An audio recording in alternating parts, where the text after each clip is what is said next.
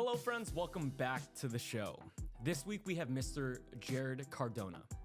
Jarrod, better known as the Crazy Trainer, is a fitness coach and transformation specialist recognized for his raw, unapologetic approach to health and unconventional training. Through his social media presence, he challenges the norms of the fitness industry, pushing people to confront their excuses, sharpen their mindset, and embrace unconventional methods that create lasting results. Jarrod has built a loyal following by blending intensity, authenticity, and a unique philosophy that goes beyond just sets and reps, focusing instead on reshaping both body and mind. In this episode, expect to learn how neuroplasticity training can unlock new levels of performance, why correcting your thoughts is just as important as correcting your form, the difference between chasing a big following and building real connections, how balancing discipline with fun impacts longevity in fitness, and why sometimes crazy methods are the ones that actually work. Before we get started, if this show has given you any value, please take the time to like and subscribe. My goal is to have conversations with the highest performers across entertainment, business, fitness, and art to inspire you and help you get better today. Pressing that like and subscribe button will help me do just that. And with that said, here is the Crazy Trainer, Jarrod Cardona. Nate Biltz Podcast. Keep learning. Keep growing. Get better today. We got the Crazy Trainer, Jarrod Cardona, on the podcast, baby. Yes. We're in Austin. Nice seeing you, bro. Let's go. I want to give you some flowers real quick, bro. Thank you. I think, when did I meet you? I think 2021. 2021 or 2022. So 3 or 4 years ago. I've been following your shit on it for like a long time. And it was the first time that I've ever seen on social media someone like kettlebell juggling and mace. And I would do animal flow and I'd do bodybuilding, and powerlifting was like my thing. But I was so fascinated by it.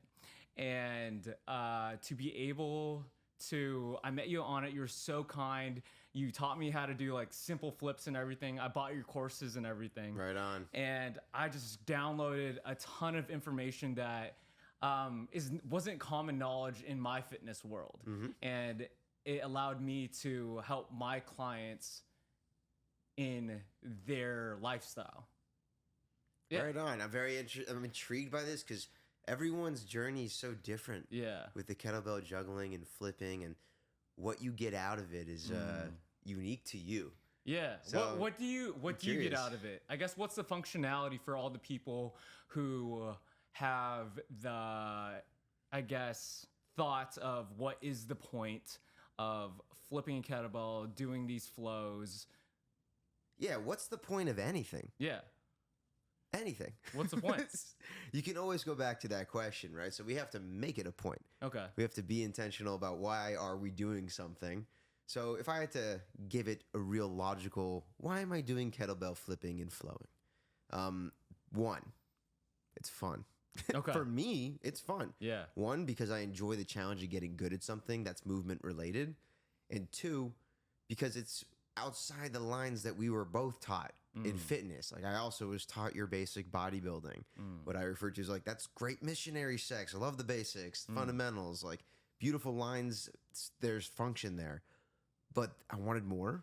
So the basic for me was absolutely fun. Then it was discovery of more things that came with it. Why did you want more? Why wasn't fulfilling you in that aspect of fitness? You know, just squeezing the bicep or the chest and doing the same movements. And I know we need compound movements or we need fundamentals that stick throughout our program, throughout our training life. Yeah. But just doing like, I remember I got to a squat at, it must have been 3 or 4 plates, something ridiculous. And you hit 4 plates last year, right? I hit 4 plates this year, last year. Like I just got back to 4 plates. But I would say, I remember I was doing a narrow stance back squat. And I think I was watching Julian Smith's channel at the time. I don't know if you know who Julian Smith is, but he was one of my like influencers along with Justin Lovato, and they were like bodybuilding together. And I'm like, oh shit, like this broing out and fucking building together. And so I remember I was doing this narrow squat that I was inspired to do by him, and I think I hit 3 plates with feet completely together, ass to grass. Came out of it. I think I felt a little bit of like my lower back, and I was like, all right, well, now I did this. What's next? Like 4 plates doing this, like 5 plates, like I'm bored. Yeah. And same thing with bench press. Like I think I hit like 2 plates, maybe 2 plates and some change for reps, and I was like, okay, the same movement. It's gonna take me a long time to get better at these movements, but what's going to keep me in this, the long game, is also staying interested in my fitness journey. And so needing to branch off out of like, all right, well, that's going to take a long time. Yes, I can do it. But right now I need to change the course in order to even stay in the game. Or else I'm not going to even want to show up for half my sessions. I want to show up. And so I think just starting to have goals in different things. Okay. Because some goals are going to take you a lifetime. Yes, sir. And so if you only focus on that goal, that's kind of hard to find the joy in that process for 50 years, 67 years of like, this is the type of programming I'm going to do for the next 50, 60 years. This is the only way I'm supposed to move. Yeah. I craved new movement. So how did you get outside of that missionary position of fitness? Like where was the inkling of where to chase your curiosity for that type of movement? You know, I think social media had something big to do with it. Like that, there's a lot of value in social media as well. Exposes you to new things that you don't even know that you fuck with. Yeah, expose me to you. It's like you were on my For You page. You don't expose yourself to me like that, man. All right, chill out, dude. It was like the crazy trainer OF page right here. If you're into flipping shit and doing weird things in fitness, yeah, yes, sir. It's for you. But I would say one of the changing points there was like I think I was doing a Turkish getup, and I'd probably seen it on Instagram. And so I'm in this private studio, and I'm like, all right, no one's looking at me, so I can do something weird. I'm used to being at LA Fitness at the time, and if I did something that was already like a proper crab walk, in my opinion, was already, I'm weird. Did your LA Fitnesses have kettlebells? Because the ones that are in LA don't have kettlebells. I think I don't think they did at the time. Okay. So I didn't even have the influence there. But at this studio, there's like little kettlebells, 8 kilograms, 16 pounds. And I'm over there grabbing it, and I'm doing my best to do a Turkish get up by memory. And as I'm doing it, I'm like locked in this position where the bridge is going on, and before you tuck the hip under, about to hit the windmill, and I'm like, what's next? And as I'm sitting there for like 15, 20 seconds in my head, holding the position, the isometric, I'm like, okay, 1, my tricep is throbbing, baby. Like, whoa, the pump here. 2, my glute, oof, that's on. My quad, rear delt, like I'm starting to feel all these pieces connecting together. And because bodybuilding is linear, or, you know, we do a lot of isolated movements, I felt like, yes, my glutes really squeezed during a squat, like my quads, but I'd never felt the full chain working together in this type of way. Or my brain like being challenged like that since learning like, okay, I need to flex my pecs the whole time when I'm doing bench press, or flex, stretch, etc. I need to have these concepts in my head. Now I need my glute. I need my toe up in dorsiflexion or something. I need my hip at internal or external rotation. I need to think about my obliques being involved, how my rear delt is being involved, my lat, my pec, my tricep, my wrist. I'm just like, holy shit, there's so many things firing at once, and synapses, you know, and the development of brain synapses over time, and how they send electrical signals to all parts of your body through your brain. It's like longevity and being able to think and move and problem solve are connected to this type of movement. And immediately I was like, gotta learn more about this, because yes, this is solving a problem. Yes, this is solving a problem. But holy shit, solving like 30 problems at the same time?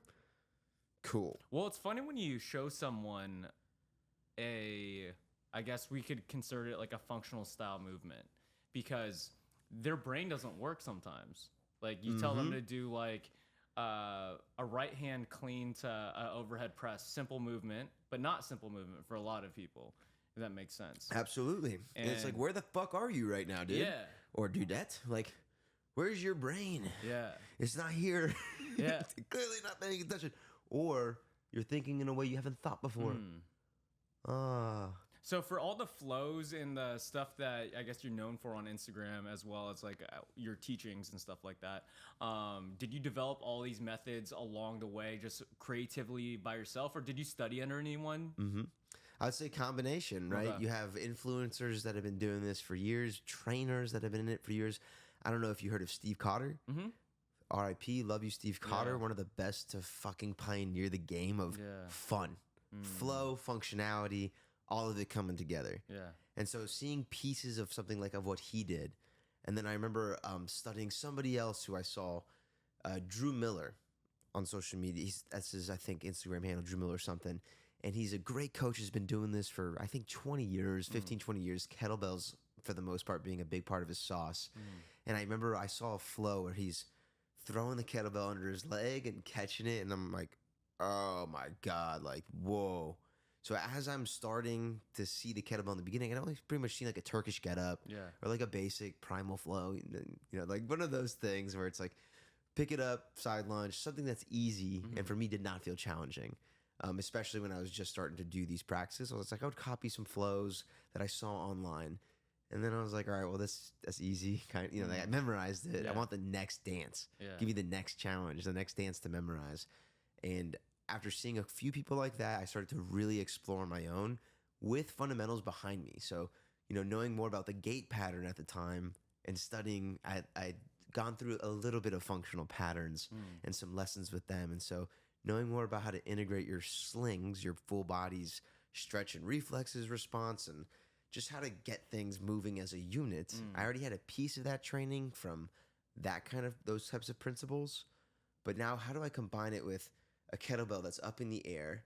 When I catch it, where do I go with it to make sure it doesn't pull the shit out of me? Right? Or you hurt yourself, right? Because it's pretty dangerous. Yep. It's It's very unstable. Yeah. So how do I move with the instability of what's going on when the kettlebell is moving to the side of me?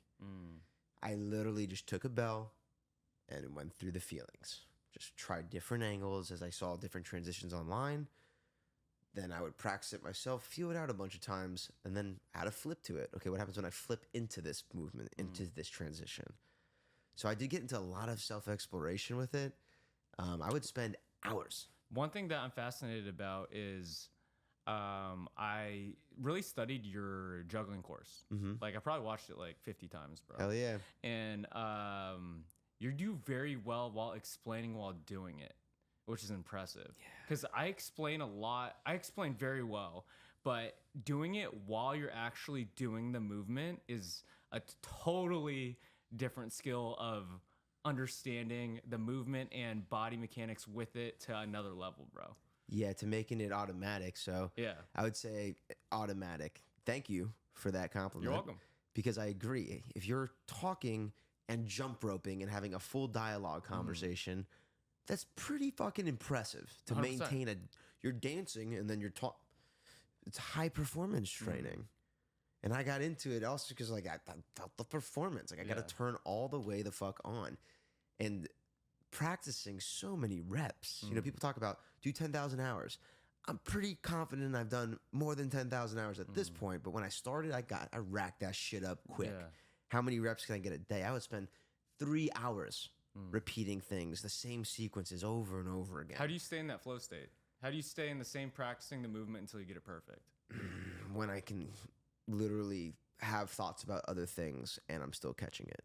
I know. What keeps you motivated to keep doing it because like you fail and fail again, and you're like, for me, like I'll do a behind the backflip and like miss it 50 times. And then like some days I'm gonna be like, fuck it, I'm done for the day, I'm gonna try it again later. But like, how did you stay? Because like you could hit that probably 9 out of 10 times. At this You know, point, at yeah. this point. I guess like what's the motivation to like, oh, I'm gonna master this fucking skill? You know, what's the motivation for anything for most people? Because we can take this same fucking thought process and apply it to, you know, what's the point of going to the gym if you don't see the result right away? It's the same concept.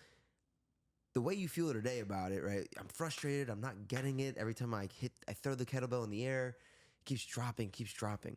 But you do know that feeling of the basic flip you've done and that basic thing, that little goal that you set, and you were able to hit that goal. And it felt fucking great. Great. Dopamine. Right? You're right now going through a cut. Feels good. You know exactly what I'm talking about because you're sticking to a plan. It works. You have those micro goals to be hitting throughout the day that matter for the longevity. What's keeping us motivated? What was keeping me motivated then? What is this going to feel like for future me? How is me in the future who accomplishes this thing? How's he going to feel? Oh, yeah. Accomplished for getting a catch that almost nobody in the world can do. Yeah. It's like It's if really, you, if you take the percentage, nobody can. Like, oh, it's very small, 0.00000 kind of small. And loving that sensation of like, but I'm just a little bit different. Yeah. It's like, yes, we're all the same. But circling that back around to the point of like, why do this type of training? Because if you look at the big scale of fitness, it's still very niche. It's still super small. A lot of people don't understand it. So if you can make it super clear to like, yeah, sure, what's the reason for doing anything? But specifically this type of movement, bro, because I love it. I love this type of movement. I love the bodybuilding. I love the powerlifting. But what makes me have fun is to do this type of stuff. And I really want it out there more. Awesome. I'd say science-wise, let's bring it to science. Okay. Going through full ranges of motion, and for example, if you put your arm out and I just pull your arm, it feels pretty good when it gets stretched and lengthened. So if you have 16, 25, 35 pounds of force pulling you and getting you to those full range of motion, because you can only reach so far. By you're yourself. You're getting a full stretch. It's an active stretch. Correct. Active stretch. Now let's talk about the grip. Dexterity in the fingers works in many ways, if you know what I'm saying. All kinds of ways for many advantage points in life. As an athlete, as a person. So knowing how to move your fingers with the bell, flip it, feel it, when to loosen your grip, when to tighten your grip, makes you more adaptable. It's like your feet, right? Your feet need to know how to sense things and feel things on the floor to make sure you're navigating tension like properly. A lot of people pay way less attention to their feet than their hands. I feel like the feet's neglected so much. And that's why the ankles and knees and people's feet problems, back problems, is because they neglect their feet all the time. 100%, but same things with wrist, elbows, shoulders, right? This shit travels through. And if you've seen that a lot of people neglect their hands. Oh, of course. Okay. Yeah, most people who try to do, I remember bodybuilders who try to do this in the beginning, most of the time very stiff. If they didn't play a sport or something that like required real hand-eye coordination with a ball or something along those lines, maybe piano, drums, being a musician, you probably don't have too much awareness in your fingers and grips and the way they move and how to maximize tension. So, you know, we're talking, some mobility in there, especially like when you do kettlebell for like windmills into the pattern. But the flip itself, hand-eye coordination, synapses firing, getting stretches that are different, moving with more rotational power, learning how to stabilize rotational power, right? Because when we go too much over into the rotation and we don't know how to fight that deceleration, you get hurt. You get hurt hurt yourself a lot. So this shows you how to do it a little bit more efficiently. So those are science reasons, in my opinion, that I would wrap behind that. There's a lot more I'm sure I could think of, but immediately like, mobility, why not? More adaptable, why not? And then different planes of motion. Yep, different planes of motion. Thank you. 3D movement. It's good for you. And then the spirit. You know, I'm going to go with that. Like spiritually, how do you feel when you do it? For me, expressive. I have an easier time flowing with a kettlebell than I do dancing half the time. Just feels It looks dancing. good. It looks like you dance. And I do half the time. I literally will put on something that's like, dang, like I might feel a lot of gratitude today, and I don't know how to vocalize it yet. I haven't felt the full emotion, so when I throw the bell in my hand and put on tunes that make me feel grateful and excited and something that throws me back or makes me just excited to move and be alive, that shit comes out. It's like I'm just like, that's what I'm radiating on the inside, and so I'm just sending it out because it needs to go somewhere. If that just sits with me, like, okay, like I have amazing things happening, and that's all I'm thinking about is like how amazing things are, but I'm not expressing it on some manner, don't feel good. So, you know, use it for emotional purposes, spiritual purposes, let alone all the functionality and science behind it. Yeah. So say someone's out there, some people out there who are watching like I was, and I saw a flow. It could have been yours, it could be mine, it could be anyone else's out there, but they don't know where to start. Like they don't know, should they start with basic bodybuilding like you did and understand the fundamentals and then then build to these different styles of training? Or I guess since you've been through all those stages now, like what do you recommend as the building blocks to build to this style of training, as in sense of like strong, functional, mobile, be able to move in different planes, everything like that? So I think we all want to solve that problem in a lot of ways for our clients. You know, is when are they ready for something? And everybody's different, right? So if you have someone who's never done any type of training, and you have to be honest about this, like, okay, they don't really have much muscle. We should probably build some roots, you know, and that requires mind to matter connection, bodybuilding concepts, isolate the muscle, grow the muscle so it can stabilize with more force over time. It's bigger, so it can hold more space, right?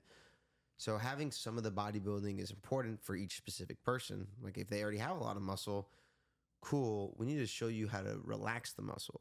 How do you relax the muscle? Breathing, foam rolling, sometimes soft tissue work, take a warm bath, whatever is going to get you to relax fibers and muscles, soft tissue work. Well, that person needs to relax the muscles more. But also, like they're so tight, mobility. So there's a lot of pieces that come into play when you're fine tuning a product for a specific person. So when you put it out from a generalistic standpoint, hey, I highly suggest having a little bit of bodybuilding experience and a little bit of muscle before going into heavier kettlebell juggling. Now, if you can throw a ball around, or just heavy kettlebells in general, right? Yep.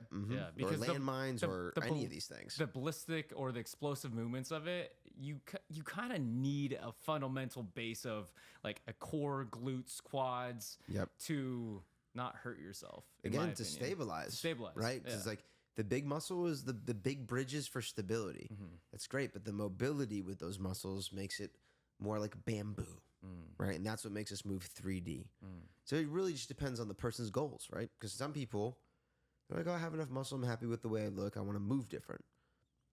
Okay. Well, you're going to be limited over time to how much weight you can do, but technically you can do all these movements. If you're too stiff, all right, cool, then we got to mobilize. So I think like there's no real answer as much. And that's annoying to say because we all want a cookie cutter answer. Sure. Me too. Yeah. But it's like the closest I've gotten to cookie cutter is there's 4 or 5 levels of training. Where do you fall on it? Okay. And we all have room to improve on all of it. So we need to be conscious of what needs more tweaking over time. Depending on the person. Yep. And so, for example, I have like a personal trainer system, right, where I offer like a mentorship for personal trainers. And so they first really need to learn about breathing and soft tissue work because most people are walking around with a fuckload of tension.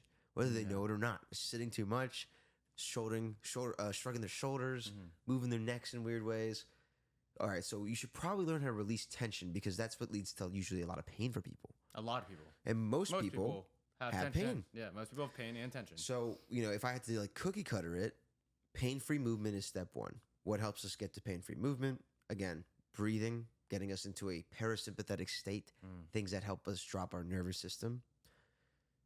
Potentially tissue work for people. Then from there, now that the pain-free movement is happening, okay, you can move and not fucking freak out and hate life. Potentially. Okay. But most people are already stiff as fuck from holding the same positions. Okay. So what would I give that person next? Mobilization. I want to mobilize these tissues. Okay. I want to move them in different ways. And I don't mean just hold a stretch. Are you talking about like just full range motion for a squat? Are you talking about like hanging from a pull-up bar? What are you talking about? It depends how advanced you are, right? Because then there's walking. How stable is this person when they're walking? Like their gait could be all fucked up. So learning a little bit about your gait pattern, right, is another piece of this puzzle. Yeah. So I would say pretty much like parasympathetic state first, get people to come down, make sure they're having pain-free movement. Then from there, teach them the stabilizers. Glutes, what you said earlier, rib cage, core, whatever you want to call it, diaphragm. Scaps, you know, butts, hamstrings, like make them feel some of the basics, and that could be done through bodybuilding styles or and there's the thing a lot is, of systems out there. Most people feel those muscles because of how tight they are. You know the sensation already, just because, like, for example, your hamstring, if they're tight, you're gonna feel the tightness at the bottom of a deadlift similarly, but you shouldn't feel it while you're doing nothing.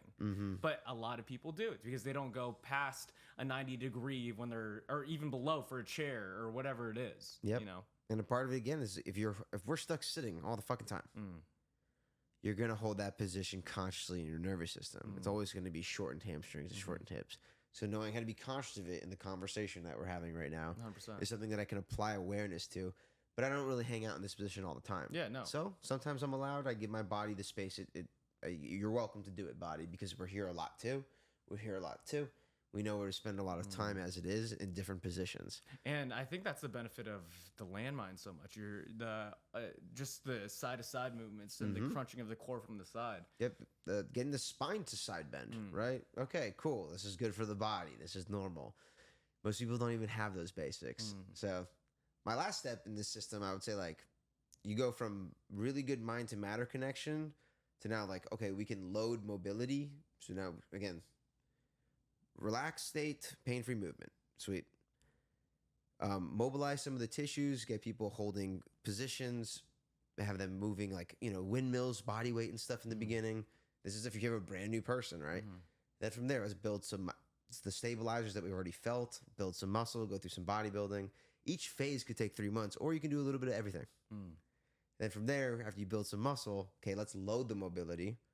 Right, so let's get it already like holding positions in different angles with weight, where it's more like literally the fibers become bamboo instead of like they're rocks. Okay, from there, now let's get explosive. And then that cycle just fucking repeats. Explosive. And then you have the dexterity to be able to flow with a decent amount of weight. But again, we built the fiber. You gotta build the fiber, make it bendable. The foundation was set. What was your I guess tipping point into the fitness world? Like what was your deciding factor to get you into it? As a career or just as a general interest? General interest. I was fat, overweight, call it what you will. Unhappy, not confident. And I felt it was impacting me in every direction when it came down to dating, when it came down to walking into a social situation and feeling good versus like, what does Nate think about my t-shirt and is my fat showing right now? What do you think about that with every type of person or just females? Like, would it be like... Oh, for me, I mean, it could be both, but I think definitely maybe more female conscious. But realistically, I was just conscious of myself, like the whole time. Like, damn, I think, and self-centered.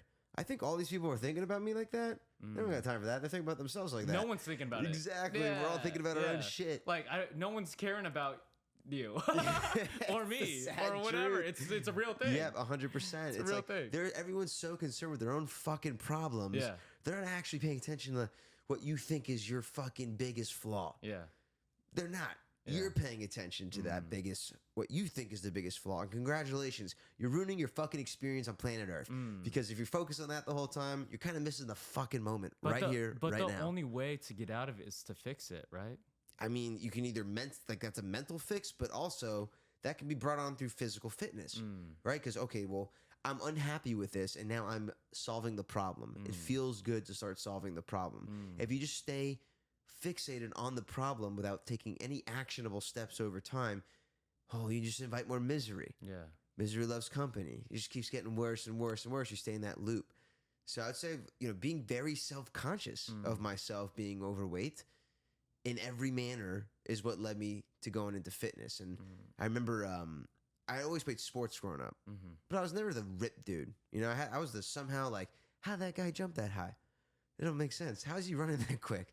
Okay, he's out of gas pretty fast, but holy moly, he's pretty athletic. So I shopped in the Husky section. That's where I lived. That's where I hung out with my people. And going into college, I think 18 to 20, gained a bunch of weight because I stopped playing sports in general. So it became more sedentary, gained weight, then feeling worse about myself. And then I'm like, okay, I'm going to transfer to another school and I want a fucking brand new identity. Brand new start. I am so done with this version of myself. This was college? Yeah. So 18 to 20, these couple years, like this version of me, yes, he knows how to go to work and make a minimum wage job. Fantastic. Show up for those things. Yes, he gets his homework done for school, but he's lazy. He's a lazy fuck. He's not acting on any of this potential that's sitting here. And that really just ate up at me in those couple of years. And I was like, when I get to this new place, like I want to walk around like I fucking deserve to be there. And of course, we all deserve to just be here, but I want it to fucking be a bigger force of just inspiration, power, love to myself. And it happened that it's going to impact other people over time. So that pushed me into, I need a full physical transformation. And it really started more like that was a physical transformation. It was all about, I want to look a specific way. And so bodybuilding, doing sprints on the treadmill over and over again for like 3 months, all sugar gone out of my diet, limiting how much I was eating. And I think I lost like 35 pounds. So weight loss is what really got me into fitness. That's a lot. Body fat. 35 pounds in how long? That was probably 3.5 months. That's quick. That's quick, brother. When I do dial in, I dial in. Yeah. I know that. And the hard part is staying dialed in full time. Yeah. Right? I guess the light switch moment of making that decision, there's so many people that I guess hold off on it or never, they have those feelings that you had, but they will or haven't made the decision to do that yet, or haven't figured out how to turn that light switch on to maintain that diet for longer than 1 week or more than those 30 days or more than that 75 hard, or even get to 10 days in that 75 hard or what it is. I guess, like, how do we convince those people to, I guess, one, make the decision, or what's the process to continue on it for a longer period of time to reach that goal that you have of that potential version of yourself? Well, we can't convince them. They got to convince themselves, right? Step one, they got to help themselves, and they first have to see the possibility. Hopefully our stories and the things we share can help them see we're no fucking different than you. We have the same fucking struggles. We have the same fucking self-conscious thoughts, and we are able to get through this. And so what makes you any different than me? Same fucking DNA, right? Same human shit we got going on. Like, I'm not any more special. You're the same as me. So it's doable. Yay, right? I've been overweight. Now you know it's possible. You can be overweight. It's proof. We're proof. So that's step one. It's possible. Is we have to give them a new thought process. This is you talking to you, dog. You can see my inspiration because you can be that inspiration. It's there inside of you. Now, the mental fucking game comes back to like, all right, well, kettlebell juggling, I'm going to drop it over and over again. What's going to get me excited? The future. How are you going to fucking feel later? Because you today is going to fight that shit the whole time. You have to accept that the ego does not want to change. And us taking physical steps, literally, leads to mental steps, leads to emotional changes, spiritual changes. When we're starting to act, that's going to scare the fuck out of our brains. Change is scary. And I'm asking you to be, hey, these are your new habits. Those old habits, you just got to drop those. Well, that's how I am. That's who I am. Why would I can't do that. That's what the ego says. This is psychology. It's a whole game of psych. But we got to come back to, all right, I accept that fear is a natural phenomenon of my existence. I accept that change is scary. Like, this is how my brain is wired to think, to survive. I want to stay in this survival, whatever's comfortable. This is going to make me uncomfortable.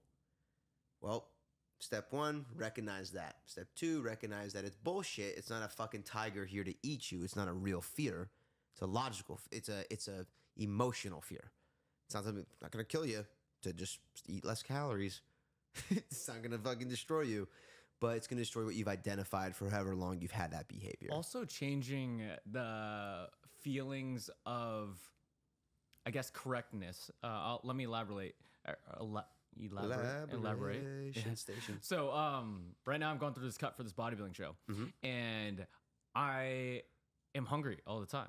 But hunger is a necessary feeling for the results that I want. So hunger equals good. You know, for the longest time, full equals good. It fuels me for these workouts. It's great. Yeah. But that's not the goal right now, right? So the correct feeling, hunger equals good in that sense to lose weight. Versus, like, if I'm trying to be the strongest human right now and need the most energy, like being filled with energy, correct feeling to hit that goal. And I feel like there's so many people who don't understand, like, the correct feelings that are necessary for their goals, you know? Yep. But again, like, your goal is later. So future you is making this exciting for you, right? Future you is like, hey, being hungry is good right now. Yeah. Because you're going to be here on this stage, placing and looking dice and being where you want to be and whatever that goal is for you. He's in the driver's seat right now. Yes, sir. That motherfucker is the one you're listening to because, again, the version of you yesterday, you know, you got to be better each day and have just a little bit of improvement. That message is coming from the focus that you put in the future version of yourself. And so that having, it makes the journey a bit easier. It makes it more of a gamified activity. Like, Totally I got to hit gamified. this, and this to accomplish this result. I know the necessary check boxes every single day needed to hit that goal. And I understand that it's going to require hard work, and it's going to be one of those lessons is going to be I'm hungry consistently, but it's going to get me to this goal. Yeah. But you're fixated on the goal. I guess my point on that is people don't understand the amount of hard work it takes to reach some of these goals. And I guess looking at your style of training in terms of how hard you go on your sets is extremely impressive, right? But the amount of people who like will hit like a hard 12th rep at like a 5-pound dumbbell curl and they're like, oh, like that's too hard for me type of deal. It's like, I could tell you're not even trying. You know, you're not going to get results like that. You know that. Yep. And I guess being expert at fucking pushing your limits in those areas, I guess, what's the mentality or what is the process to be able to like, come on, you could go harder. I know you can. Like that 10-pound weight, you say it's hard, but I know you could do 50. Like it's that low of your potential, of not even your potential, of your current ability. Yeah. You know? So as a coach, and then there's being as a coach, as my own person, going through my own session. Is that are you asking both perspectives here? I was wondering your own sessions first, and then you could elaborate as a coach, because I even see your effort, and sometimes I'm just like, I didn't push that hard in my sets, you know? And I was like, I know I got more. I know I got 15, 20% more. I was lazy with it. Yeah. And I know that I will not get as much gains because I didn't push my limits that day. And it makes me mad at myself sometimes because it's like, oh, you're just tired, bro. Like, you could do that. I know you could do that weight, bro. I know you could do that intensity, you know? So it comes back to discipline. That's one of them. Yeah. I would say discipline is one piece. Like you got crazy caffeine, or what do you do, bro? You know, like if you know you've done something before, you can do it again. Yeah. So that's step one. Okay. Then there's, okay, well, you only know your own threshold to certain levels. That's why we surround ourselves with people who are better than pushing us. Pushing us in different ways. And I have that group also. Yeah. Even if it's not in person right now, I have it online. I have it when I go to their cities. I have my homies. Yeah. You know, we know in the unconventional world, my buddy Tom, right, is one of the strongest people I've ever seen with the landmines, the sandbags, the kettlebells. If not, one of the strongest pound for pound. That motherfucker is dialed in, and I'm one of his friends, and we stay in contact, and we connect. And what do you think we partially connect about? Our lifts, too. Yes, each other's world, but we value each other's like, oh, damn, you're working hard in this thing. Oh, shit, you're working harder than I am. Oh, like... So one level is having your circle of influence. Then there's actually training together. When you get, like, I did this with a few friends this past week on Rod Monday as well, or Tuesday. right? Yeah, with Rod. He's a stud, dude. He's dude. Yeah, hard worker, super positive, fun guy. Still getting to connect and just like loves energy. So we're training and we're hitting sandbags, right? We're throwing the sandbag, 200 pounds, getting it to the shoulder, and then. You know, one of our friends goes, James goes back and forth. And then Rod goes, you know what, I'm going to take that. I'm going to do a whole lap. And I'm over here like, fuck, now that he did a whole lap, I'm like going to try running? it with a sandbag on your shoulder, what? like a whole lap around the turf. And I'm like, okay, well, now that this motherfucker did this, I'm going to see if I can do this. Like, why not? Yeah. Pound for pound, I'm heavier anyways right now. Like, I should be able to do this. So being around these people and physically going through it together, when you see somebody else push their threshold, it makes you want to push your threshold. And you don't usually know what you got until you've been to those fucking far points that are sometimes horrifying, but also super exciting because the goal of, like, I got it done feels fucking good. So I would say discipline when you're with yourself. Like, why are you doing this? Intention. Like, what's the purpose of this? For me, I go through comment. I like being known as one of the people who can push that, not just be a great mover, move some heavy fucking load and be a good mover. You know, it's part of how I identify movement balance. Like, you need both. I want both. They don't need both. Two, I like being in the circle I am. It's a smaller circle because it's, you know, we're growing it as a niche. But hey, like these people who do unconventional training get me. They understand what it's like to pick up the heaviest kettlebell in the room and throw it in there. Like they can feel this. And so when they see me push my threshold, that person's going to want to push more too. Yeah. Being around people who are literally in the same room as you, dying. Like, oh shit, that person is fucking pushing it. Right? Or even like that person is fucking making laps around me while I'm over here just. I got to pick this up. Yep. I got to set my game up. Yeah. You know, am I really pushing myself? But yeah, so that's what keeps me going. You know, what about the goals from a coaching? are different. What about for a coaching standpoint? Personality types are different. Right? Sometimes like I thrive off of like, yo, you're being a bitch. You're being a fucking pussy right now. Like, no attack on women, no attack on humans. Like, I'm just going with the lingo here that I've been taught my whole fucking life. It comes down to if you Let's talk about that real quick. Yeah. So I was out with some college friends yesterday, and they brought their friends out, and a couple of them trained on it with you in your Primal Flow class, and he was talking about your coaching style of that, you know, and he talked about how he loved it. And he was like, oh, bro, I love the way I was cussing at us and all this shit. Yeah. It's like, it's the move. But I have like someone who I won't name who like took your Belfast class and did not like that style of training at all and was a little bit offended by it. Yep. You know, and so I get the different personalities. And do you just fully want to be yourself and coach that way, or do you have that ability or want that ability to like, hey, accept me for how I coach, or like just don't do it? Yeah, I mean, there's so many perspectives here, right? So, for example, at On It, the way I was coaching, for the most part, I felt like they already had so much coddling. You're doing a great job, like really being, and I was like, fuck, man, like someone in here I would love to see push, like really push that athlete side, because there's a lot of athletes that go here. There's a lot of people who had coaches growing up, who were on strength and conditioning teams, who did hard workouts, like who had that coach giving them a little slap in the ass, a pep talk every now and then. Yes, sir. And so, you know, even like military folks, right? There's a lot of military guys there. Dude, so they thrive off that shit because a lot of us were built on that push. But then you have people who, hey, I have trauma. You know, I have traumas of being called this because maybe I was abused. Yeah. You know, and being called a bitch brings me back to that memory and thought. So, yes, you want to be respectful of the people in the room, but at the same time, like, it's just really, I'm still learning that same thing. Because for me, in a one-on-one session, I'm very conscious of that. Yeah. In a group session, I'm trying to bring a full-on like polarity feeling of like, it depends what we're doing though. Like if I'm teaching flow, you're not intense. I'm not intense. No, you're focusing on the skill. But if we're lifting weight powerfully, aggressively, we want to get into an athlete's mindset, yeah, I'll definitely push that strength and conditioning coach, that asshole sometimes, because I think he gets a lot out of a lot of athletes. And if you know me at all, which this is the mistake I think that I make and that we all could make sometimes, is, well, my intentions, I'm not calling you a bitch. Like, I'm not actually like attacking you. I might be speaking to the whole fucking room. Like in a group setting, I don't walk up to you unless I'm homies with you. Yeah. And I'm not gonna be like, yo, you're being a little bitch right now, person I never met in my life. Yeah. Fuck you. Yeah. Like, no.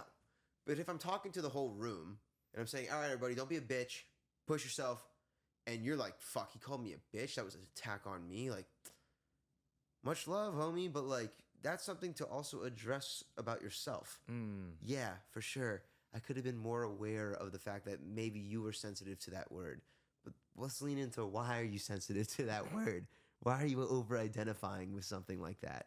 So psychology does play a role in it. And in a one-on-one setting, I'm a lot different because I'm holding space for, I think, a very different experience than in a group setting. It's a totally different experience. When people want to get amped up half the time.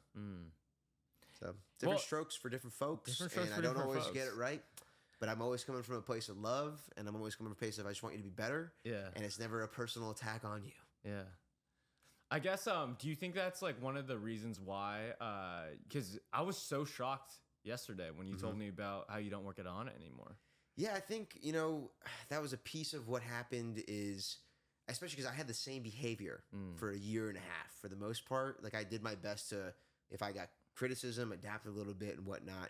But towards the end, it was a big piece of like, there was multiple reasons. So, but before you get into it, I just, again, back to what you've done with it, like to seeing from me in LA, you building a community of all these guys and females for the Gorilla Gang was Savages. insane, bro. Like the Savages. photos every Tuesday, Saturday, whatever it was. Yeah, we had Primal Tools, and then we had Gorilla Gang every Saturday. The Gorilla Gang every Saturday. Seeing that many people show up it was a free class, right? Yep. It just show up and like get after it. I was like, oh, like that's cool. Like building community is like, oh, what you were doing was clearly working. And to end that is just really shocking in my head. Like I was so confused. Like I don't understand really. So if you want to dive into that and kind of explain why you think it ended or all that would be great. I think there's multiple things, right? So I can think about it super hard, and I don't always fully understand either, right? And then there's people change. In leadership, for example, you know, they see things maybe differently than I do. Like I know one of the things I was told is like, Onnit's for everybody. We want to appeal to everybody. Well, that's really hard to do technically. You can't do right? that. For the most part, unless you're like an LA Fitness or you're a corporate style gym. Also, Onnit is well known around the world as not for everybody. Like it's a different type of gym. Yep, but that's that. I guess what I was told as some of the piece for management is like we're trying to appeal to everybody. Still, you know, so when you're trying to appeal to everybody, you're gonna hurt people. I think just based off if you have any real opinion, or else you have to be, you know, like an LA Fitness person or a 24-hour fitness person, like no conflict, just obey the law, follow the rules, et cetera, et cetera. And I'm over here like, you know, whether it's cursing or whether it's just being a little perverted or, you know, just in a funny way, being myself the best I can, I felt authenticity was something they really wanted at the facility. And I think they still want that in the facility, but that was a part of the core values for them.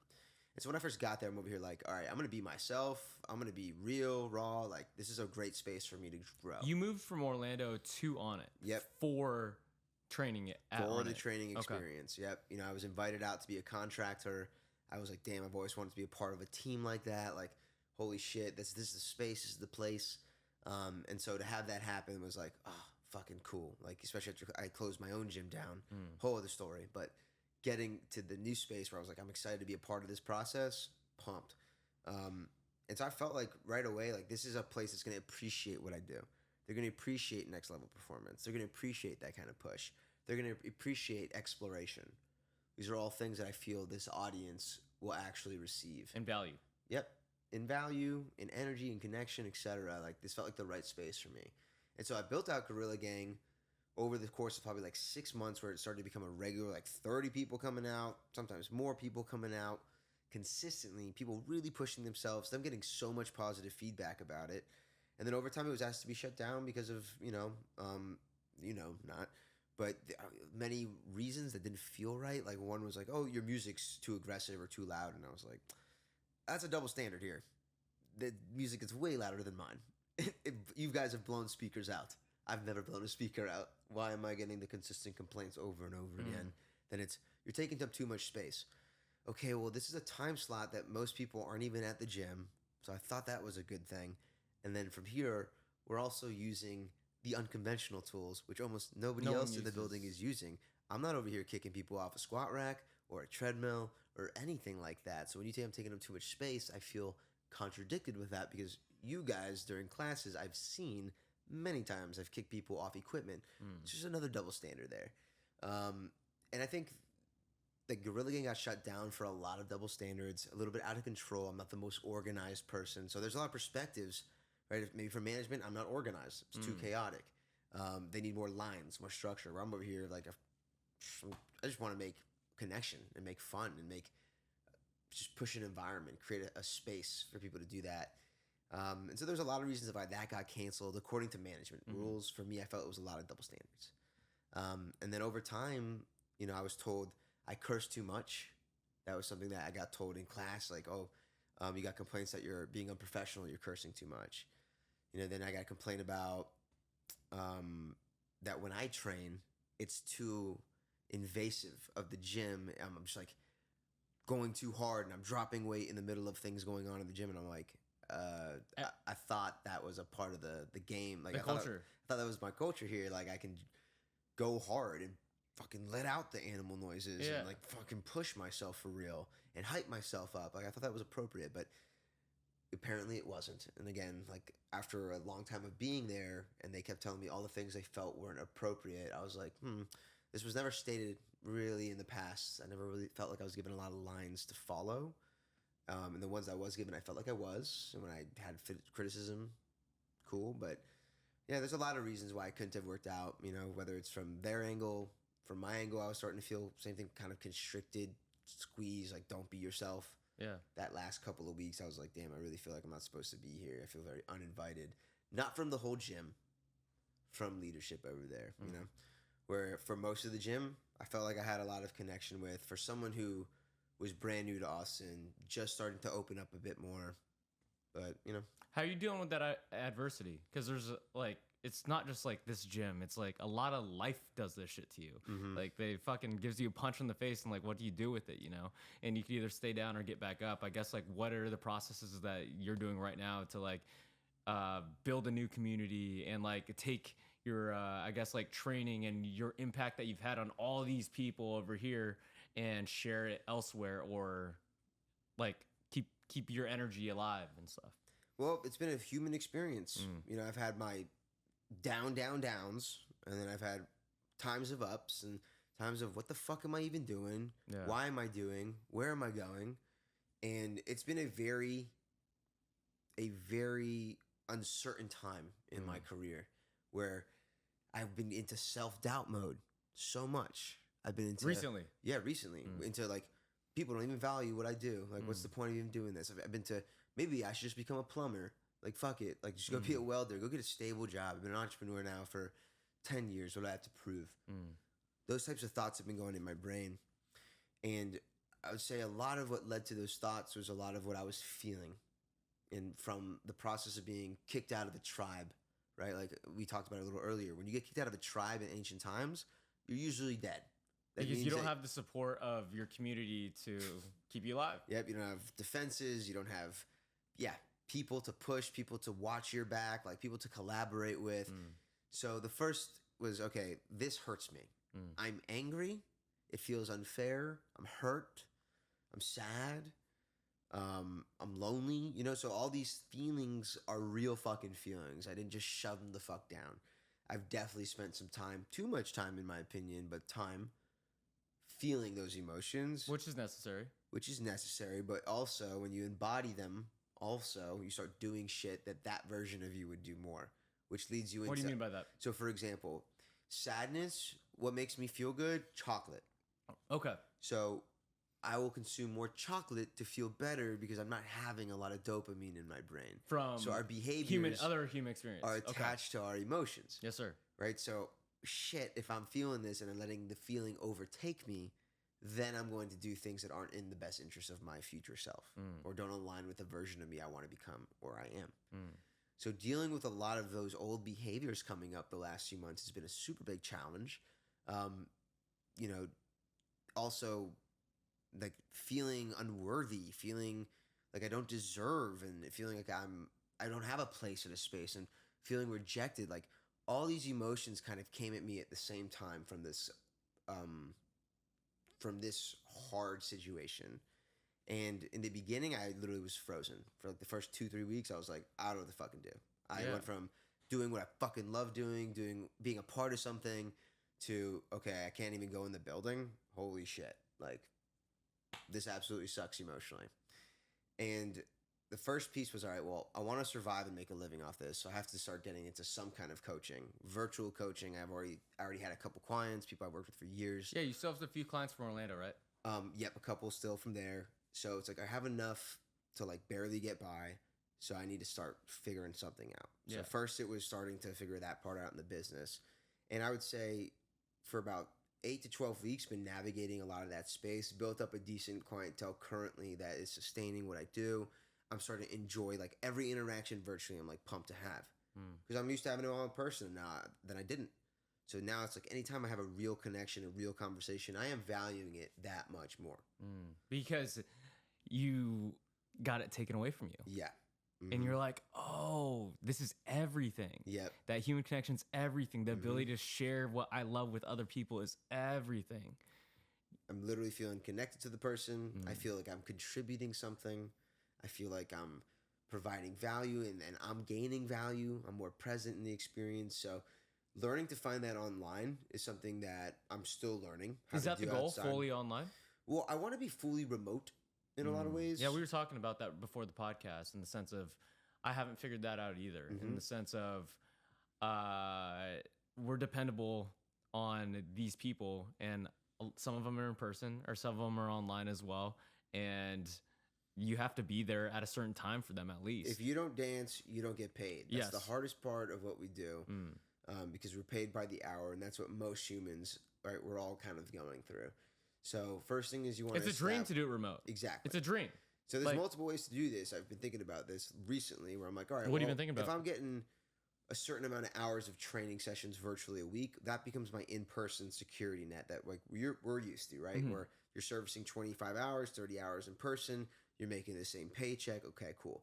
If I can do that same concept on a phone, can't I go to fucking Florida or California and just do my training there? Yeah, just figure out the time difference. Yeah. And then from there, I can just change my space. Yeah. So goal number one is building that kind of fucking client roster I'm working with that I dig. There's real relationships, real friendships where it's like, I want to actually go out and visit you guys. I want you to come out and visit me. Like, build those real relationships I've learned how to build in person, but online. Then there's automation. So, for example, building a community on Instagram, I built a lot of value for social media, in my opinion. When it comes down to, if you're into fitness enthusiasts, into all the functional stuff, into exploration, a little bit of entertainment, I'm an entertainer, then you've gotten a lot of value out of just that hat. Yeah. Now, how did you build that? I guess your following on Instagram. My biggest thing was consistency, like everybody else. Post every fucking day. Step one. Yeah. From there, what did I do that I found traction in at the time? Here's workouts. Different workouts you can do with kettlebells because kettlebells are coming up and people don't know what else to do with them and they're starting to explore. So every day I would start putting out a workout, and I also was more incentivized to flow, to play with complexes, to play with different exercises, to try things that no one else has done before, because I wanted people to get value. And if they're saving the workout and sending the workout to a homie to do or whatever, that is what started to bring the most traction to my page. There's a few viral reels that have helped tremendously with thousands of follows, but I would say over the time it's been there, the consistency has been in I'm sharing a lot of workouts. Now we're entering a world that's changed. The algorithm or the value wanting from a person is more of a dopamine hit. They're trying to laugh, right? They're trying to think a little bit harder or be stimulated for a second before they click like whatever it is, follow. So now it's about adjusting the content to making it a bit more engaging for the consumer. Do you think the human is just changing its interest? I think we're losing our ability to keep attention even more. Because of how much shit is thrown at us every single day. Yep, and you can just, click that. A lot of just dopamine hits happening throughout the day. So longer form content is going to do well with people who are really digging you, really digging the person. I think that's what's going on next. It's like, you got to be way more authentic than ever because everyone's just looking for a quick hit, but people really want real connection. So the only way they're going to get that is out of listening to a podcast, out of watching a YouTube long form. Sometimes you're going to get that on Instagram, but I think that's where we need to go on Instagram. It's like, okay, now for me, for example, I built this giant audience through that. If I want to build more audience, I have to stick with some trends, in my opinion, stick with understanding editing, how to build newer value, newer ways, give them a new angle, the entertainment aspect of it. Yeah. That's what I have to grow if I want to gain new followers.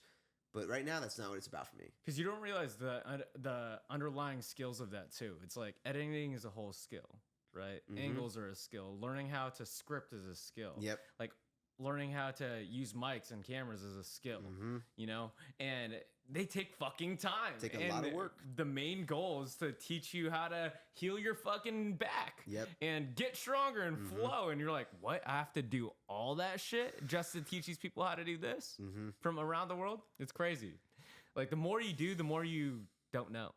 I mean, there's multiple aspects I'm starting to get out of this. So what I was saying earlier is like my biggest thing now, I have a big audience on Instagram that's been there. You continue to post a lot? Yeah, almost every day. Yeah.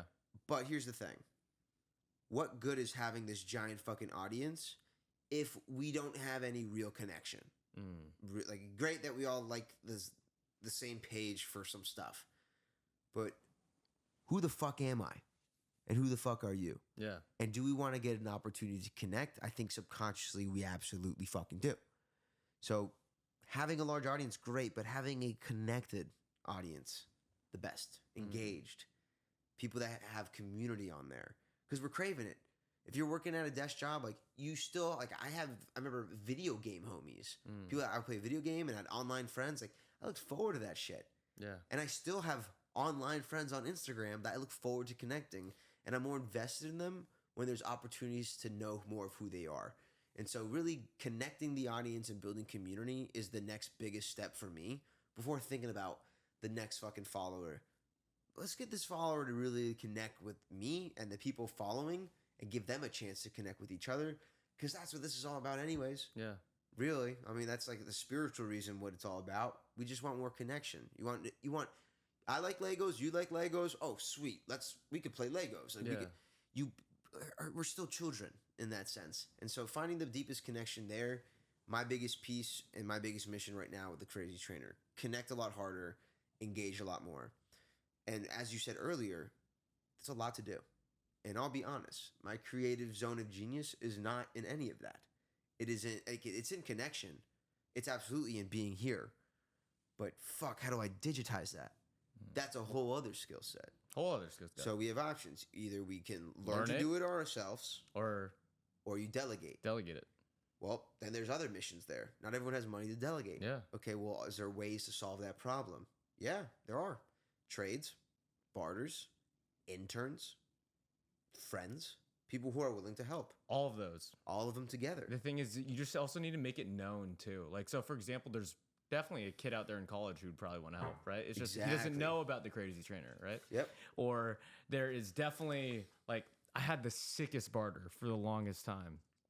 It was my massage lady.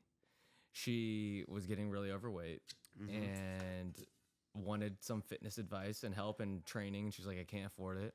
I was like, would you be down to do 2 personal trainings for 1 massage session? Nice. She was like, yeah, let's do it. And so I trained her twice a week and I got a massage once a week. And I was like, let's go. Like, this is needed. Yeah, absolutely. And like, again, it comes back to connecting, community, being a part of a tribe. So like having the tribe to help you is something that's solvable, but it's vulnerable. Right? I guess, like for me, I don't have a lot of these skills. So I'm looking for people to help me because I'm like, hey, I have something here. I know it's powerful. I know it can help change lives. I love doing it. But oh boy, the next level of growth for me is going to require help. It's going to require a team. I guess from that perspective then, looking at yourself objectively, is what is Jarrod's connection value? Like, what makes you different? Why would someone want to be part of your community? Why would someone want to be part of your tribe? Like, what makes you a person that someone would want to collaborate with and like back you and be behind? I think the biggest thing most people do feel for me is if you take time to know me, I don't judge you for shit. I don't care what you do, how you do, why you do. As long as you're not hurting anybody else or hopefully yourself, I come at you with love. And I want you to know like you're not judged. And so that's helped me as a coach over time and as a human to be around all types of people that can genuinely be themselves. Secondly, I'm open. I'm vulnerable. I'm going through shit. I'm telling you what's going on in my life. That's hopefully inspire you because I'm still showing the fuck up and motivating you through my own bullshit. And hopefully you feel comfortable to open up a bit more about the problems that are going on with you because we all got fucking problems. So we might as well open up a little bit about it and then help each other solve the problems. Because collaboratively, you could solve it quicker, faster, and then you could move on and enjoy everything. Yep. I was just telling somebody, hey, you know, I've been in the most negative space I've been in my whole career in the last 10 years, even with a lot of other Very shit. self-aware, bro. I've slept on the fucking floor. Yeah. You know, I've slept on couches. I've had all of my money taken from an ex-business partner overnight. Yeah. I've seen some dark ass shit. I know we all have. But this is what mentally taxed me the most the last 3 months. Somehow. That's what hit me as much as I've been through my own shit. This hurt me the most. What's helped me a lot right now? Consuming positive mental attitude content. Literally, what the fuck are we doing? Sitting there first thing in the morning, taking a shit or walking around and listening to Donald Trump and Elon Musk broke up today. That's how you're going to start your fucking brain's wiring today? No, sir. With shit like this? Yeah. With ass and titties? Like, don't get me wrong. I'm a human too. I like to be entertained. But if that's how we're going to start our mornings, our thoughts are already wired unless you train them to go into a negative path. So if you're finding yourself thinking about, oh man, it's the worst situation. I'm constantly anxious. I'm constantly fearful. Nothing's going to work out. If you're constantly going there, you got to train your fucking brain. It's neuroplasticity training. And to listen to somebody who is inspiring you and speaking positive about the world is a way that you can help reprogram your mind, because now you're letting new thoughts. Your information diet versus your food diet. You're letting new thoughts go into your brain so you can start thinking new ways. So for me, that's something that dramatically has accelerated my healing process, has really flipped the switch in my brain of like, dude, wake the fuck up. You're a strong fucker. You can do this. While I'm listening to people who've done this before, and I'm consuming their thoughts versus Donald Trump and Elon Musk broke up today. War here, war there, famine. Like consuming stuff that someone's talking about the process of getting through a similar situation that you're going through right now is so important, because similar to fitness, like we talked about, that there is an ending point. Like it's every bad thing, a good thing will happen after. Yep. It's all temporary. All temporary. But you got to stay focused on that fact. Like, why fight another day? Why go to work, do whatever? Because you know it's going to get better. But you do have to take the steps to get better. And the fucking first thing that helps with steps is correcting your thoughts. Right? Constant action, thoughts. So I think out of community, like what they get with me, those pieces already. Then we're going to have information. Like, I love education. I love explaining concepts to people. Something I get off on. Really enjoy when people have things click when it comes down to their movement and training sessions. So having time to connect with me there, programs, workouts, I think those are good reasons to be involved in a community. The first two, let alone all the other benefits, health-wise and fitness-wise. Physically and fitness-wise versus other, functional coaches who, because you're already in a niche. I guess in terms of the niche of the functional niche, what are you extremely good at that if someone wanted to learn something in this space, you'd be a great coach for? I teach people shit in minutes now. Yeah. I remember when you start bodybuilding, people are like, I can't feel my glutes. I can't feel my pecs. And as a young trainer, it took me a while to explain that, or a few sessions, potentially like 3 sessions, 5 sessions. 5 minutes now, less. Same thing with a kettlebell. You know how to kettlebell clean? 3 to 5 minutes of explanation, proper articulation, giving you 6 different ways to understand one thing. Because I've worked with so many fucking types of people now, so many types of characteristics, so many types of different learners, visually, audio, kinesthetics, touching. So at this point, I explain things very quickly. So learning a kettlebell, learning a landmine. The input-output equation is very short. So when they talk about like, oh, what are you paying for when you're paying for an expert plumber, right? It's like, okay, this person's not going to take 3 weeks to fix your fucking drainage or whatever, your pipes. It's going to take them 1 session. Oh, that's what I'm paying for. Speed. Accelerated growth. Faster knowledge. Like the content you saw or you've seen of the kettlebell course, for example, and all that stuff. That was old. It's years ago. Bro. I'm so much smarter than I was. That was at your old gym. Yeah, back in like 2020, 2021. Yeah. Shit, I explain things way faster now, way more efficiently. So getting the newer content over time is a goal, because I'm like, damn, like I want people to hear me today, because that motherfucker is way more confident. Yeah. This motherfucker knows way more what works. He's done way more reps in that version. One thing that's cool about, I guess, online coaching in that aspect of having courses out there, it does allow you to keep your content out there. And like what I bought your content for, I was like, oh, you filmed that a long time ago. Yep. You know, like that's sick. But we talk about, automation before, about like, hey, I love being remote. A part of that is one-on-one training, but automation is the only way that's going to make it where, hey, if I want to take a month off or 2 months off, I have automated cash flow coming in. And so the goal over time is like building more programs that are way more effective visually and application-wise, being on an app or something like that. Did you film all that from your phone? No, those old courses were filled by my friend Kevon. I was about to say they look Yeah, pretty good. that was great. Yeah, so you were mic'd up. That was my homie. Yeah, I had someone friend. who wanted to help me Yeah. and wanted to support me. So getting new content like that's the goal to sell programs. That's one stream of cash flow. Building a community over time that is invested in who you are. This community that's been built with Belfast is kind of cool. Yeah, what's up? Nice shirt. Yeah, thanks. Yeah, no, it's really cool to see all these people from different states, and they train differently. Like the guys in New York or Arizona, or the ones here, Dallas people, or Maddie in, where's she? North Carolina, right? North Carolina? Nah, not North Carolina. Atlanta. Atlanta. I think Atlanta. Yeah. Yeah, Atlanta. I'm just like, all these people are bonding over kettlebells. Yep. And it's so cool because I was like, oh, this exists. I like Legos. You like Legos. Same concept, bro. Same concept. 100%.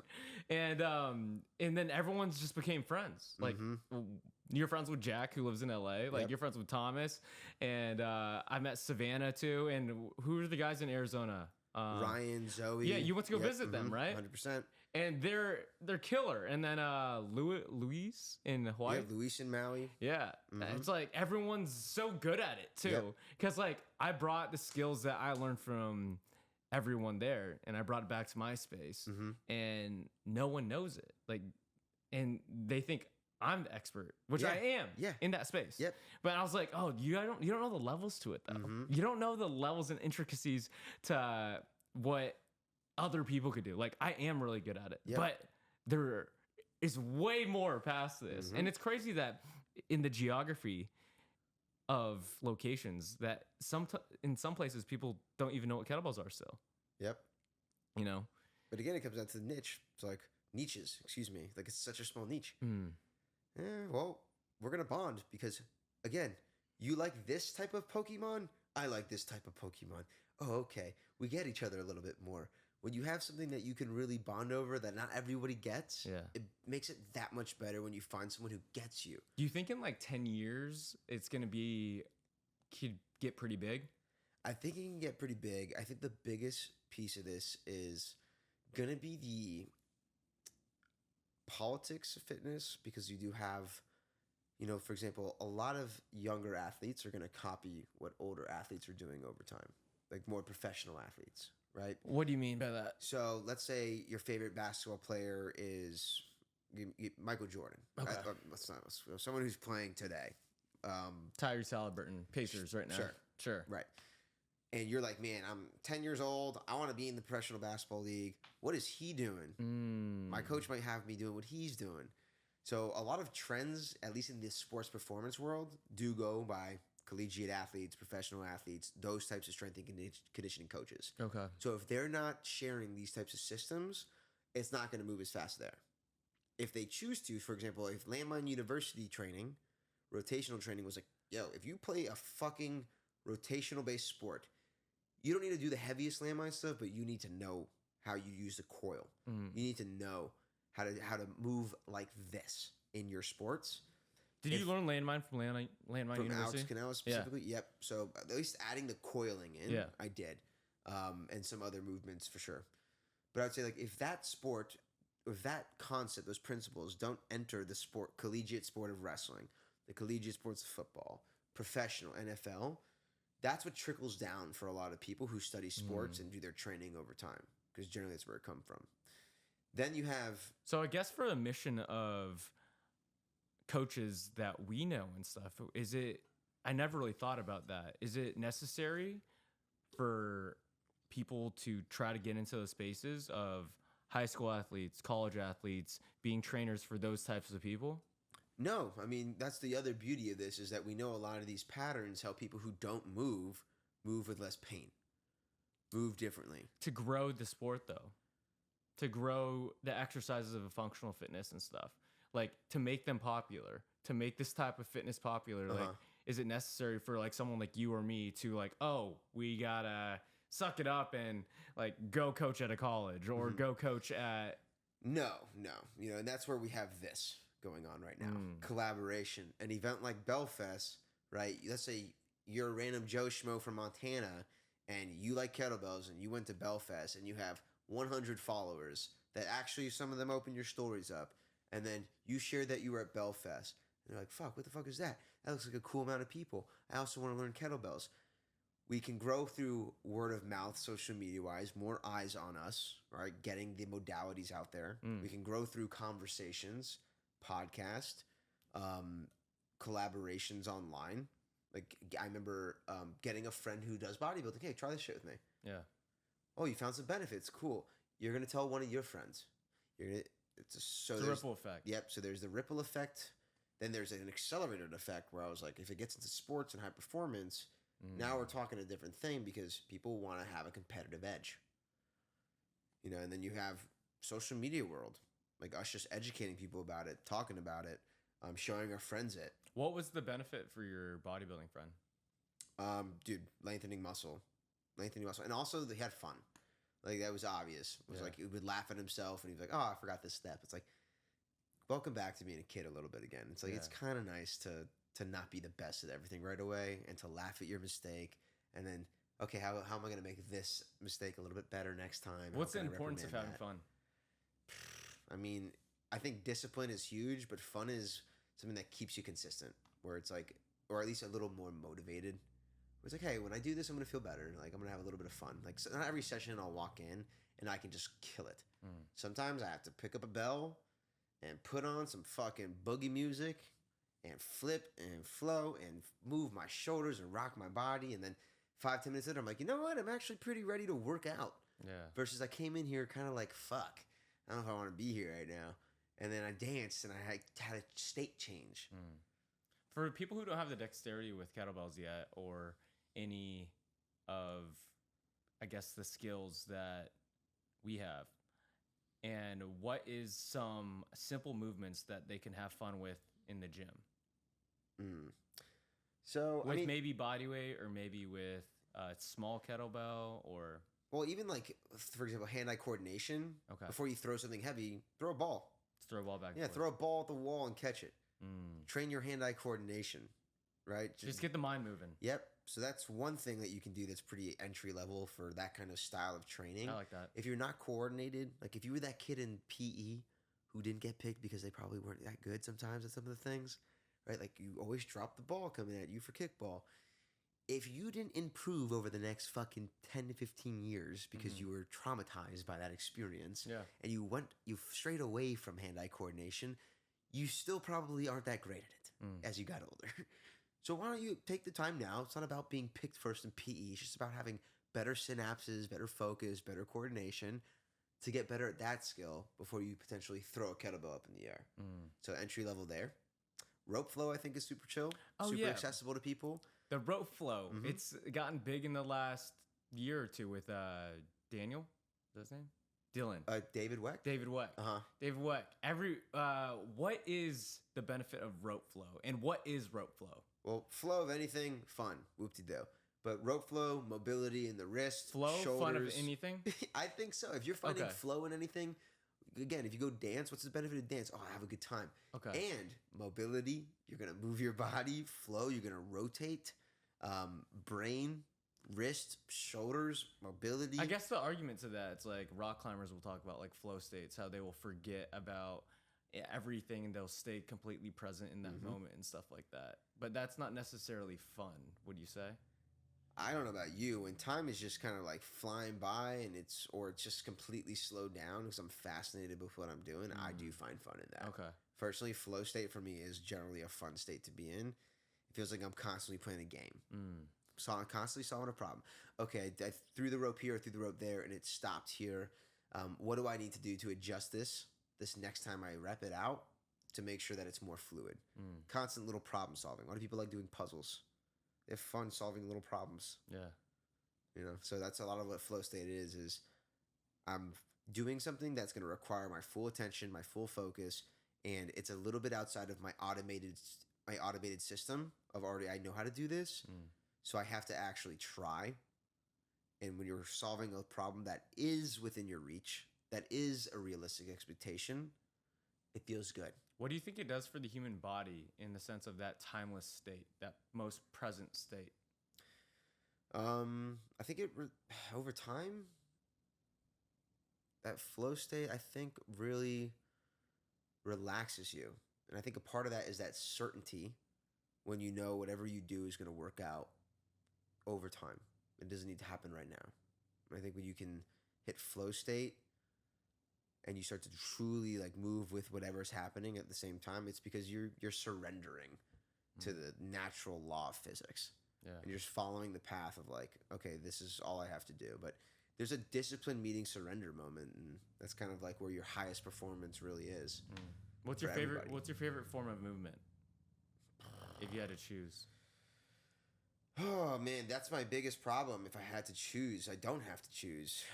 Unless you're telling me I have to choose and I have a gun to my head, then I'm like, all right. But I love them all, bro. Yeah. As much as I want to be like, I'm niching down on just this. What do you think is the most important form of movement? They're all so beneficial for different ways. Yeah. So like strength training, you fucking need muscle mass. So like basic bodybuilding is great. You need muscle. I think we need muscle mass over time. But also, you need scientifically, you need it. Yep, you to need say longevity. Yes, for longer periods of time. Then, bone density, being pain-free movement. All right, well, pain-free movement, yes, good range of motion and bodybuilding, but 3D movement, right? So it's like that. Even that's got its place. Then there's all right. Well, if you want to stay athletic for life, then you should do athletic movements. Landmine movement can do that. Kettlebell movement can do that. Ropes can do that. So I love them all because they supply little different feelings for everything. And if you know how to move in all these different ways, then you can really go based off how am I feeling today, I guess, and what's going to put me in a place I want to be. Yeah, I guess I'm trying to make it easily actionable for people in the sense of we don't have a lot of time in our day. There's a lot of people who don't work out for a living like we do. There's a lot of people who have their 9-to-5 job at a desk. There's a lot of people who have a limited amount of time with kids. And for the people who don't have a lot of time, what are the things that they need to do? Like they can't learn landmine, animal flow, kettlebell flow, strength training, yoga, like all at one time. Like you physically can't with the amount of time you have in your day. So you have to spend time accomplishing a goal consistently for at least a few months. You got to chase your goal. So if you're like, man, I want all these things, well, for example, learning rope flow, kettlebell flow, mace flow all at the same time, what I did is I spent at least a couple months, 2-3 months on each thing. And I wanted to get proficient enough at a few things. And then, hey, now that I got proficient at these few skills, it's kind of automated. Let me add something else. And so I spent a few months personally in each modality at a time before starting to sandwich it all together to find things that work for me. So same thing, if you're a person at home and you have this 9-to-5 job, and let's say you don't want to go to the gym. You want to stay at home. You don't want to sit in your fucking commute for fucking an hour and a half going to the gym, then there, and you've already had a long day. Yeah, maybe you should get a kettlebell at home if you want to get a little bit of resistance training in. If you want to get mobility in, you just need your body, but a kettlebell will give you loaded mobility. Yes, sir. Okay, cool there. If you want to do hypertrophy, like I said, like you can create tension with the kettlebell. You can create power with the kettlebell. So I do think that's like, and it's the most space friendly. When you're in a room like this, I could be kettlebelling right here. Yeah. No problem. Not going to hurt, unless I let it throw the shit out of my hand. It's going to be safe. No kettlebell juggling with kids around, guys. Preferably not. Yep. Yeah. So I think a kettlebell in that sense is the most versatile tool where it's like a landmine is going to take a bigger attachment in a space. Then there's sandbags too. Like sandbags are also fucking fantastic, but kettlebell most versatile. Okay. In terms of programming your own workouts with all these pieces of equipment as well as styles of training, what's the programming like for yourself or for others? Depends on their goals. Like Okay. I was just talking about with a client of mine, I think 2 days ago, and it was about getting established on the goals. And he was like, well, I want to be really strong with a landmine, but what does that mean? Like what relative number is strong on the landmine? So I'm telling him, I'm like, hey, it's a newer thing that we've been doing, this competition. So there's going to be, it's new. It's nuanced. Like we're still doing research and development. So this person at your weight hit 4 or 5 plates. That's really, really strong. Then they won that championship. They won the competition. So I feel if you're like the same weight, it's gonna be not enough place to put weight. right? You got to use Right Olympic five plates. five plates and like a quarter is the most we've seen go up. Okay, is that just enough for your hand? Nah, because when you use metal plates, it's different. Okay. Yeah, if you use the Olympic plates, then you're running out of space after like 3 or 4. So metal plates, you still have enough space. Okay. Yep. So that's the way we do it out there. So if that person's like, I want to get really great at this lift, when it comes down to this, you got to pick 3 to 5 goals to focus on, max, and then you program around what end goal that you have. Right? Do you have any fitness goals right now? For me personally, I'm cutting. I put on probably about like 10 pounds the last few months, just kind of becoming a lot more sedentary as an online coach. Like I'm not in person, emotional eating. So currently cutting body fat is my biggest priority. So calorie deficit. Performance wise, I'm always like, I like the landmine. I like being one of the strong people in the landmine. So I'd like to see 5 plates and a quarter on my landmine clean and jerk this year at some point.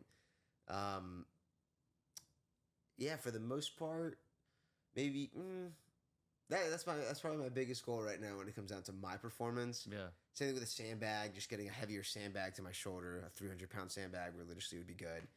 Do you have any tips for goal setting?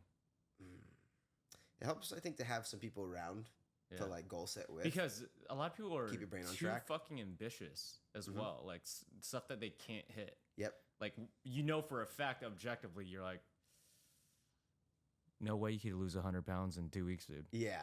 I'm being exaggerate, but there's some people who are like 100 pounds in 2 months. So that's where having a friend, coach, somebody around to be like, hey, like, let's make it realistic so that way you're not uber disappointed and you feel like a failure. Then you're going back into like, I'm not doing anything anyways. What's the point of anything? I failed. So I think having some people around to goal set with could be helpful. And I think that's the biggest piece, like really just visualizing and finding the goal. those communities, right? Like, That helps a lot. I guess in your experience, instead of like, obviously you create your own communities for your people, but for someone not near you or not able to work with you or wanting to work with you, like what is the process to find a community and become part of something bigger than yourself? Connection. You got to reach out for help. I mean, that's or reach out to connect at all. The offer action. value. Yeah. Yeah. Taking that first step, saying hello. Yeah. Hey, I don't know you. I'm looking for a new friend. I'm looking to get better. I'm looking for some kind of person to be around that if I look at them, I'm just already reminded like, okay, I can push in this manner. Like if you want to be more fit and all the friends you have right now are not fit, you should probably make a friend that's fit because that person is going to put the thought in your brain. I should put this fucking M&M down. Maybe I should. Or if you just put yourself in a whole community of fit people, there's no way that you're not fit in like a couple of years. Yep. And that's what I say, like a gym like On It, they do have that, right? It's like, there's so many fit people and they're also like wanting everyone to get more fit together. So when you come in, it's like, all right, cool. Like you're going to level up based off around the people you're around. So, and if you can immerse yourself with the people like that, cool. But if it's one friend at a time, fantastic. What does crazy training mean? To train with passion, to train with intention, to train with like anything you want, you can do. Like if you want to use this way, you can. If you want to move this kind of weight, you can.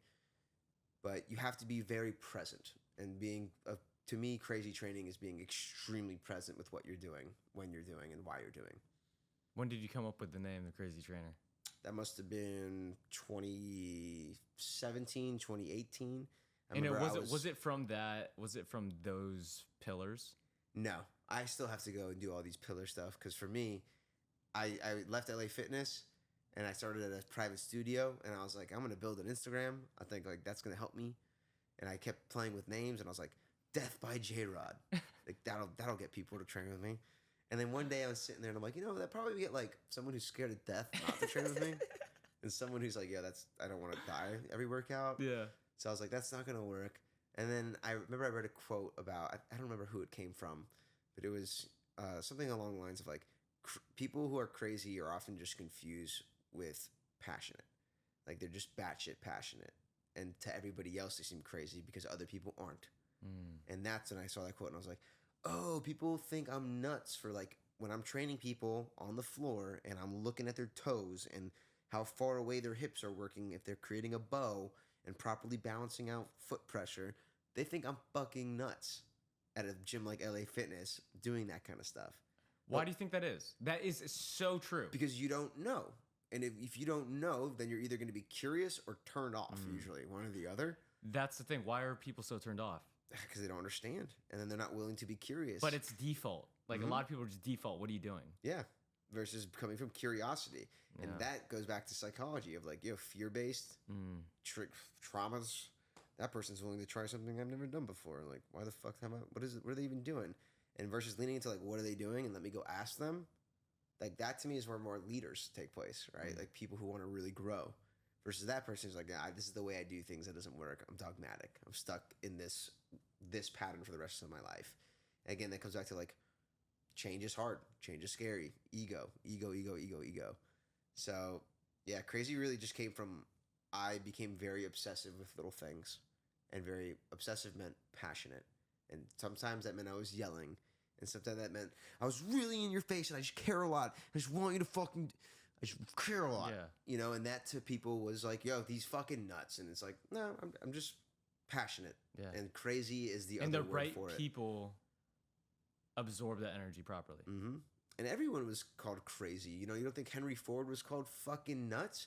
He believed that he could make General Motors, whatever it is, like cars for regular people, which is like, and off certain engines where people can afford things. And he was told for years, like, that's not possible. And then that type of assembly line was built.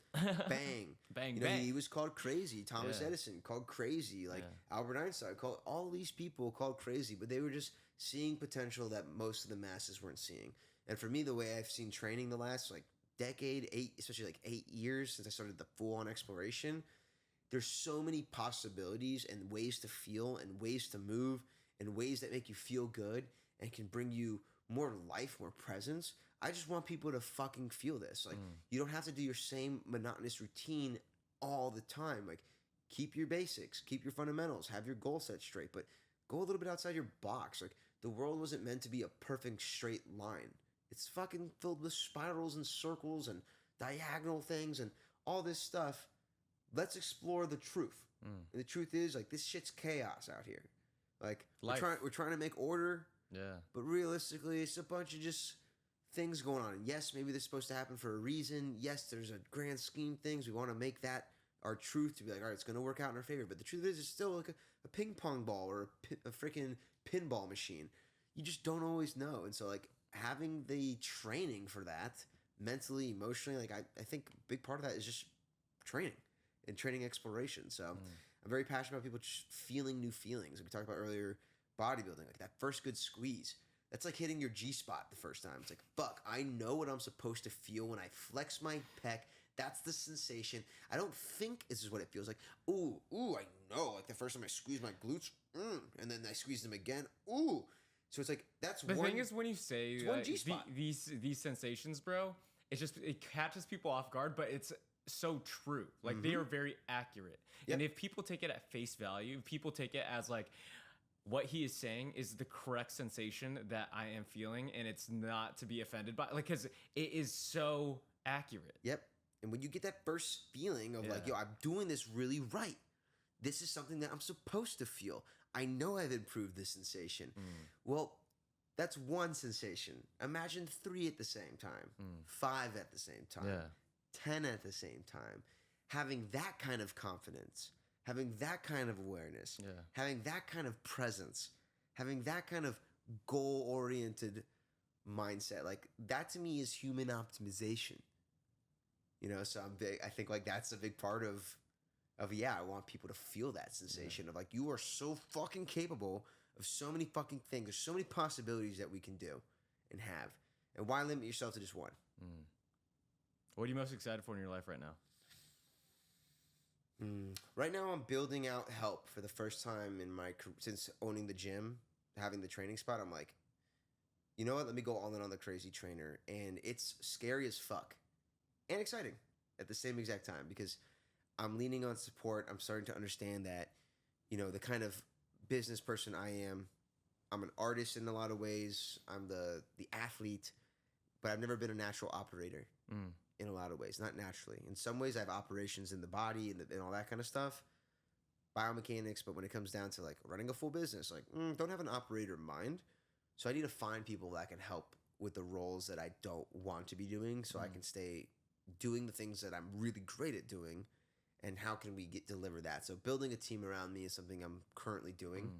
And I'm excited for. I'm doing a strongman competition next week. Oh, that's exciting. That's really I'm exciting. going to Louisville, Kentucky. Wow. To do a strongman like Can it be unconventional streamed? competition.